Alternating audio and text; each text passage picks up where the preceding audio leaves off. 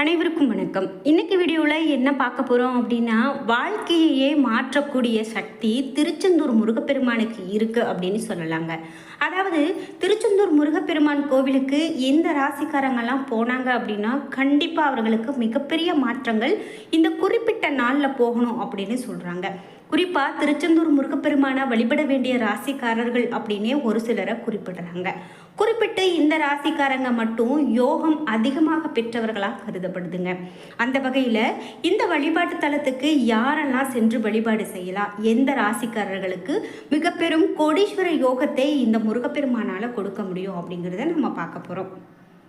இறை வழிபாட்டிற்கும் நம்மளுடைய ராசிக்கும் என்ன தொடர்பு இருக்குது அப்படின்னு நம்ம தெரிஞ்சுக்கணுங்க. ஒவ்வொரு ராசிக்கும் ஒவ்வொரு கோவிலோ அல்லது பல ராசிகளுக்கு ஒரே ஒரு கோவிலோ கூட இருக்கும். நாம் அதை தெரிந்து வழிபாடு செய்தோம் அப்படின்னா கண்டிப்பாக அது நமக்கு சரியான முறையில் பயன்படும். அந்த வகையில் திருச்செந்தூர் முருகன் கோவிலுக்கு எந்தெந்த ராசிக்காரர்கள்லாம் போகலாம் அப்படிங்கிறத பார்க்க போகிறோம். எத்தனையோ முருகன் கோவில்கள் இருந்தாலும் திருச்செந்தூர் முருகப்பெருமான வழிபாடு செய்யும் போது வாழ்க்கையில் எல்லா விதமான ஏற்றங்களையும் பெற முடியும் அப்படின்னு சொல்லலாம். ஏன் அப்படின்னா, கோவில்களில் இருக்கக்கூடிய முருகனே இந்த கோவிலில் முருகப்பெரும் அதாவது குருவாக அமர்ந்து அருள்பாலிக்கிறாரு. அந்த முருகப்பெருமானே குருவாக இருக்கக்கூடிய தலம் என்பதால தான் இவ்வளவு பெரும் சிறப்பு அப்படின்னு சொல்லலாம். அந்த வகையில் எந்தெந்த ராசிக்காரர்கள் சென்று வழிபாடு செய்யலாம் அப்படிங்கிறத பார்க்க போகிறோம். நீங்கள் 12 ராசியில் எந்த ராசிக்காரங்க என்பதை மறக்காமல் கீழே கமெண்ட் பாக்ஸில் பதிவிட்டுட்டு வீடியோக்கு ஒரு லைக் பண்ணிவிட்டு திருச்செந்தூர் முருகப்பெருமானுக்கு அரோகரா என்ற வாசகத்தை 3 முறை பதிவிட்டுட்டு வீடியோவை தொடர்ந்து பாருங்கள். கண்டிப்பாக இந்த வீடியோ மூலமாக உங்களுக்கு நல்லதொரு பலன் கிடைக்கும், முருகப்பெருமானின் அருள் கிடைக்கும் என்ற நம்பிக்கையோடு வீடியோவை தொடர்ந்து பார்க்கலாம். நீங்கள் இன்னும் உற்சாகம் டிவி சேனலை சப்ஸ்கிரைப் பண்ணாமல் இருந்தால் சப்ஸ்கிரைப் பண்ணிக்கோங்க. கூடவே இருக்க பெல் ஐக்கானை மறக்காமல் கிளிக் பண்ணிடுங்க. வாங்க வீடியோக்குள்ளே போகலாம். உங்களுக்கு ஜோதிட சந்தேகங்கள் இருக்குது அப்படின்னா வராகியம்மன் ஜோதிட நிலையத்தை தொடர்பு கொள்ளுங்க. சரியான முறையில் தீர்வுகள் சொல்லப்படுது. வராகியம்மன் ஜோதிட நிலையத்தின் தொலைபேசி எண் இந்த வீடியோக்கு கீழே டிஸ்கிரிப்ஷனில் கொடுத்துருக்கேன். சரி, நாம் இப்போது திருச்செந்தூர் முருகப்பெருமான் கோவிலுக்கு எந்தெந்த ராசிக்காரர்கள் சென்று வழிபாடு செய்யலாம் அப்படின்னு பார்த்துட்ருக்கோம்.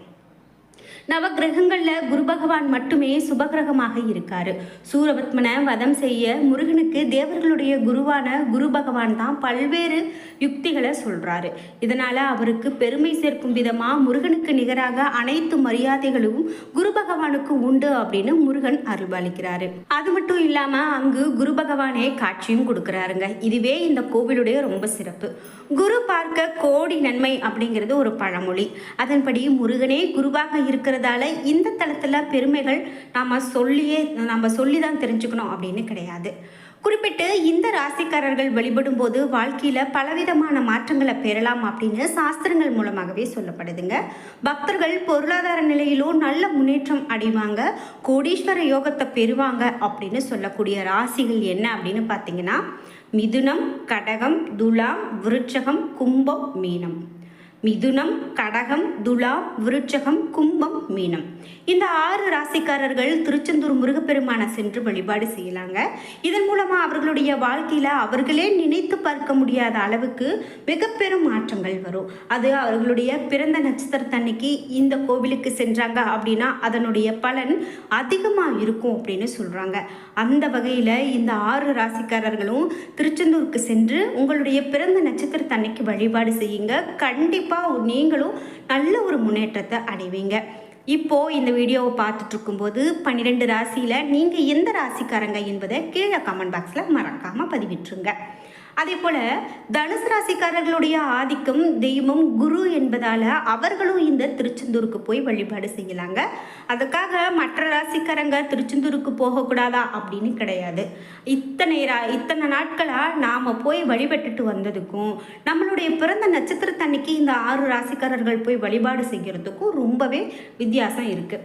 இத்தனை நாட்களாக மற்ற ராசிக்காரர்களே போகலையே அப்படின்னு நம்ம எல்லாரும் தான் போயிட்டுருக்கோம். ஆனால் இதில் போய் என்ன நீங்கள் குறிப்பிட்டு தனிப்பட்டு சொல்கிறீங்க அப்படின்னு கிடையாது. நாம் எல்லா நாட்களில் போகிறதும் காட்டிலும் குறிப்பிட்டு இந்த ராசிக்காரங்க இந்த நட்சத்திரத்தன்னைக்கு போகிறதுக்கும் நிறைய வித்தியாசம் இருக்குது. திருச்செந்தூர் முருகன் கோவில் அப்படின்னு பார்த்தீங்கன்னா நிறைய சிறப்புகளை நம்ம சொல்லிக்கிட்டே போகலாம். தொடர்ந்து நாம் இதை பற்றி இன்னும் சுவாரஸ்யமான தகவல்களை தெரிஞ்சுக்கலாம். அதிலும் குறிப்பாக தனுசு ராசிக்காரர்களுடைய ஆதிக்கும் தெய்வம் குரு என்கிறதால அவர்களும் இந்த திருச்செந்தூருக்கு போகலாம். அதற்காக மற்ற ராசிக்காரங்கள்லாம் திருச்செந்தூருக்கு போகக்கூடாதா அப்படிங்கிற ஒரு கேள்வி இப்போ எழலாம். எத்தனை நாட்களாக மற்ற ராசிக்காரர்களோ நம்ம செல்லவில்லையோ என்று கேள்வி வரும். அதாவது நாங்களாம் இவ்வளோ நாள் போயிட்டு தானே இருக்கோம், எங்களுக்கு எந்த விதமான பிரச்சனையும் இல்லையே அப்படின்னு நீங்கள் சொல்லலாம். அதாவது குறிப்பிட்ட ராசிக்காரங்க போனாங்க அப்படின்னா நல்லதொரு பலன், அதிகமான பலன் கிடைக்கும் அப்படின்னே சொல்லலாங்க. அவர்களுடைய வாழ்க்கையில் இந்த 6 ராசிக்காரர்கள் போகும்போது இன்னும் மிகப்பெரிய மாற்றங்கள் இருக்கும். திருச்செந்தூர் முருகன் கோவில் அறுபடை வீடுகளில் 2ஆம் படை வீடாக சிறப்பு பெற்று விளங்கக்கூடிய ஒரு கோவில். அறுபடை வீடுகளில் ஏன் இந்த கோவில் மட்டும் இவ்வளவு சிறப்பு அப்படின்னு பார்க்கும்போது, குன்றிருக்கும் இடமெல்லாம் குமரன் இருப்பான் அப்படின்னு சொல்வதற்கு ஏற்ப அறுபடை வீடுகளான திருப்பரங்குன்றம், திருச்செந்தூர், பழனி, சுவாமிமலை, பழமுதிர் சோலை ஆகியவற்றில் 5 கோவில்கள் மலையின் மேல் இருக்கு. இந்த திருச்செந்தூர் ஆலயம் சூரபத்மாவை அழித்ததால ஏற்பட்டது அப்படின்னு சொல்லுவாங்க. அது மட்டும் இல்லாமல் கடற்கரையில் அமைந்த மிகப்பெரும் ஆலயம், பழமை வாய்ந்த ஆலயம் இந்த திருச்செந்தூர் முருகப்பெருமானுடைய கோவில் என்று சொன்னால் அது மிகையாகாது. இங்கே இருக்கக்கூடிய முருகன் உணவாக சர்க்கரை பொங்கல், கற்கண்டு, தினை மாவு, வடை, அப்பம், பருப்பு கஞ்சி, தோசை, தேன், அதிரசம், சுயன் ஆகியவை இந்த முருகனுக்கு படைக்கப்படுது. பால் மற்றும் சுக்கு, வெந்நீர் வைத்து இரவு நேரத்தில் பூஜை செய்து வணங்குறாங்க. இந்த திருச்செந்தூர் முருகப்பெருமானை வழிபடும்போது கண்டிப்பாக நம்ம வாழ்க்கையில் இதுவரைக்கும் எனக்கு நடக்கவே இல்லையே அப்படின்னு நினைத்த ஒரு நன்மை கூட நடக்கும். அதே போல் நீங்கள் குழந்தை வரம் இல்லாதவங்க, குழந்தை பேர் இல்லை, நான் ரொம்ப நாளாக குழந்தை பேருக்காக கஷ்டப்பட்டுட்ருக்கேன் அப்படின்னு நினைக்கிறீங்களா? கண்டிப்பாக முருகப்பெருமானை, அதிலும் திருச்செந்தூர் முருகப்பெருமானை சஷ்டி அன்னைக்கு போய் வழிபாடு செய்துட்டு வாங்க. கண்டிப்பாக அது உங்களுடைய வாழ்க்கையில் நல்ல ஒரு அந்த முருகப்பெருமானே குழந்தையாக வந்து பிறப்பார் என்பது தான் ஐதீகம். அதிலும் குறிப்பிட்டு இந்த முருகப்பெருமானுடைய கோவிலுக்கு பௌர்ணமி அன்று சென்று அங்கு பௌர்ணமி இரவு முழுவதும் தங்கி இருந்து முருகனை வழிபட்டுட்டு வாங்க. கண்டிப்பாக உங்களுடைய வாழ்க்கையில் அந்த குழந்தை செல்வத்தை பெற முடியும் அப்படின்னு சொல்கிறாங்க.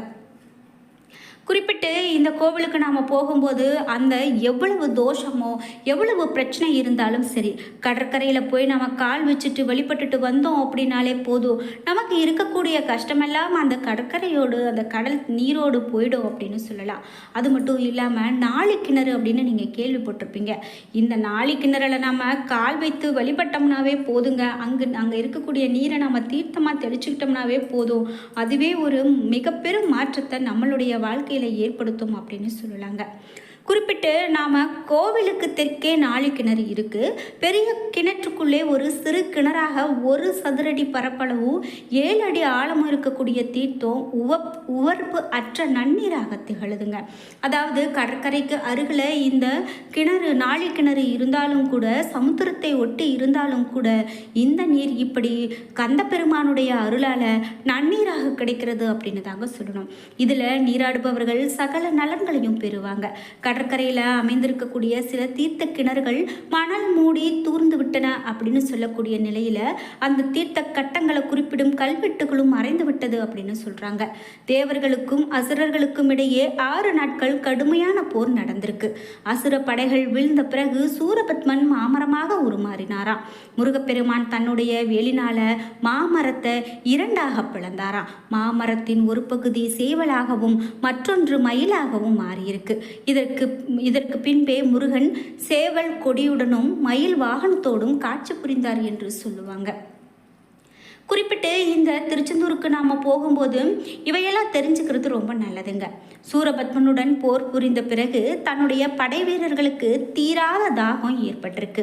முருகன் தன்னுடைய வேளால படை வீரர்களுக்கு தாகம் தீர்க்கவே இந்த கிணற்றை தன்னுடைய வேலை கொண்டு உருவாக்கினார் அப்படின்னு சொல்லுவாங்க.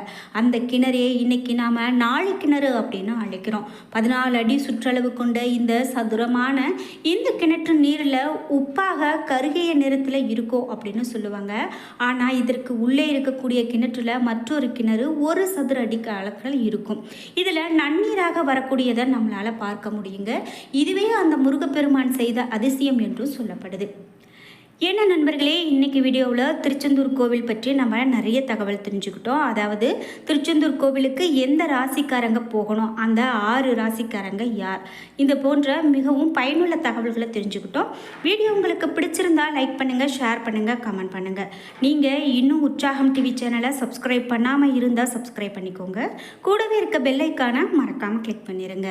நன்றி வியூவர்ஸ்.